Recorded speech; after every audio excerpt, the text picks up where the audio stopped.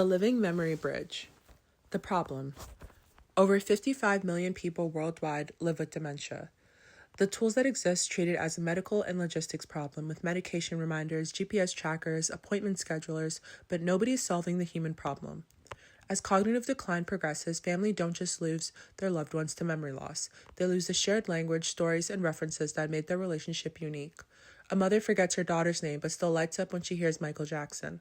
A father can't remember what year it is but tells the same story about his first car with perfect detail every time. Caregivers grieve in real time while still providing care, with almost no tools designed for the emotional side of this experience. Most tools treat dementia as a storage problem.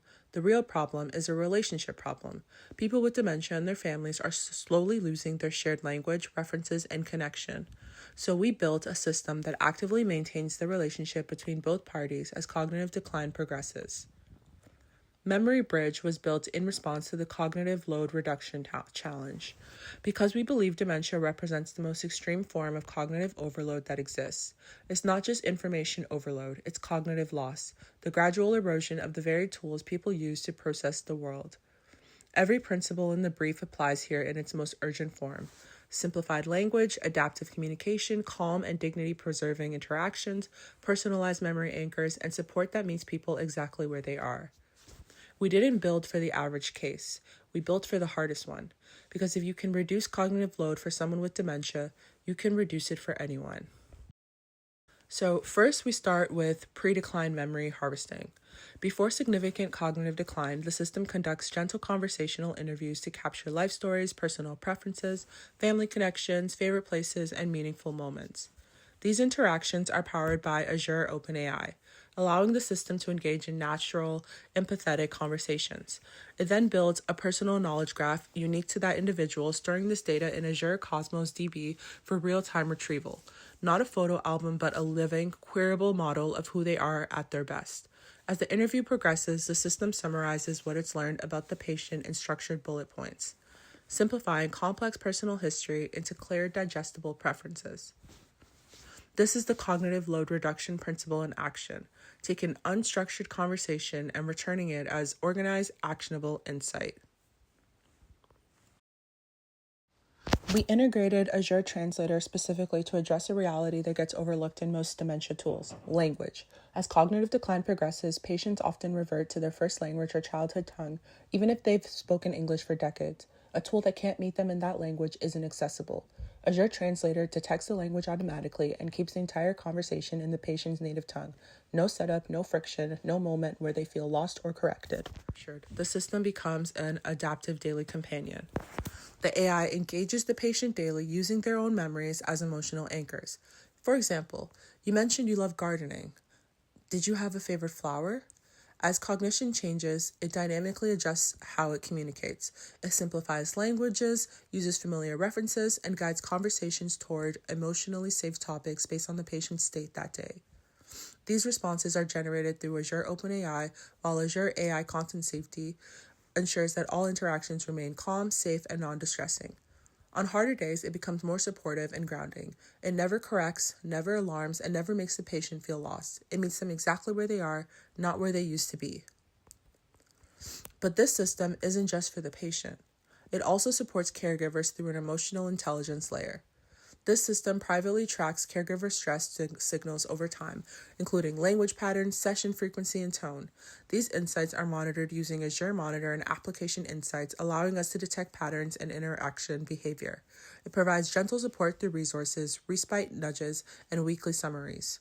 Caregivers receive a warm, human-centered update rather than a clinical report. For example, this week, your mom remembered your childhood home 3 times. She was most calm in the mornings. It highlights moments that may need attention without creating alarm, and offers simple, personalized conversation starters for the caregiver's next visit. We also use Azure Logic apps to trigger event-driven workflows such as generating summaries or notifying caregivers after meaningful interactions. And because this data is deeply personal and highly sensitive, we built a secure consent and data sovereignty layer. The data involved is deeply personal and highly sensitive. We introduce a system where the patient, while still capable, explicitly controls what is shared, with whom, and what can be deleted. Sensitive credentials and access are secured using Azure Key Vault with role-based access control. We specifically apply the principle of least privilege, assigning roles like Key Vault secrets officers instead of full owner access, ensuring that each component only has the minimum permissions required. These permissions are enforced securely through Azure's infrastructure, not just through policy, ensuring trust, security, and true ownership of identity over time. And all of this is orchestrated through a backend deployed on Azure App Service, which connects each of these services into a single scalable system.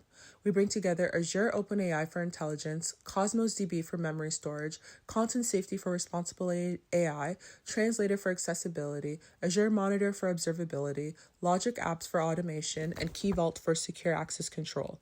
Together, this allows us to move from a proof of concept to a production-ready architecture capable of supporting real patients and families. It's worth noting that Azure Logic Apps, Key Vault, and Azure Monitor are configured and active in our production deployment on Azure App Service. They are infrastructure-level services. They don't surface visually in the demo, but they are running. Key Vault securing our credentials, Monitor logging every interaction, and Logic Apps triggering caregiver notifications after meaningful sessions.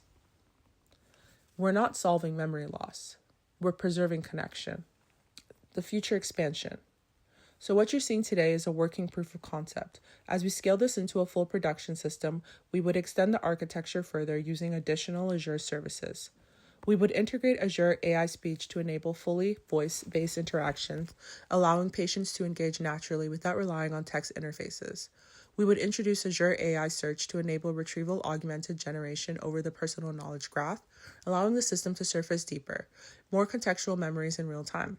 For governance and compliance, we would incorporate Azure PeerView to manage data lineage, classification, and regulatory requirements for highly sensitive personal data.